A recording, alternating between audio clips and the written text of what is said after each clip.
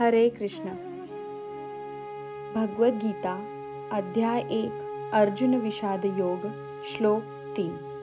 पश्यता पाण्डुपुत्राणाम् आचार्य महतीं च मूं व्यूढां द्रुपदपुत्रेण तव शिष्येण धीमता.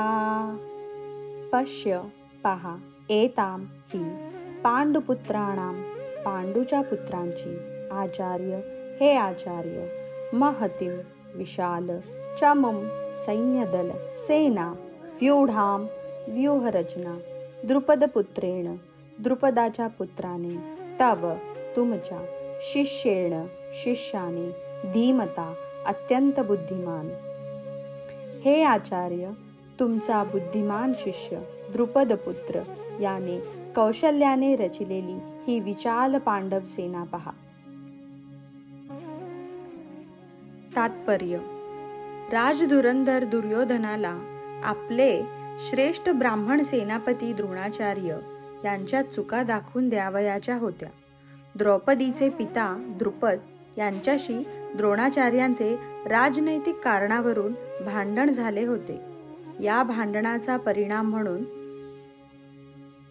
द्रुपदाने एक मोठा यज्ञ केला, ज्यामुळे त्याला द्रोणाचार्यांचा वध करू शकेल अशा पुत्राची प्राप्ती झाली.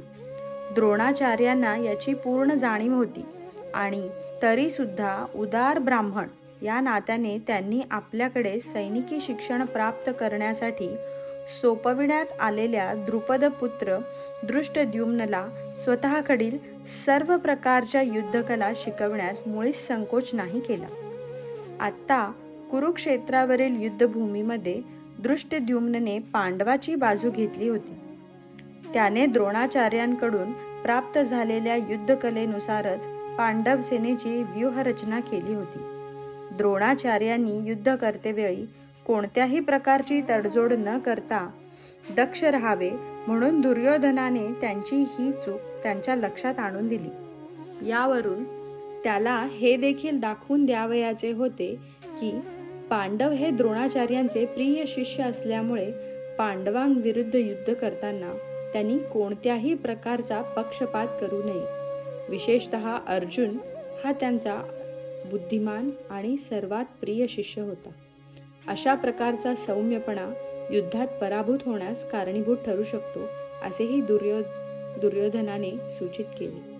हरे कृष्ण.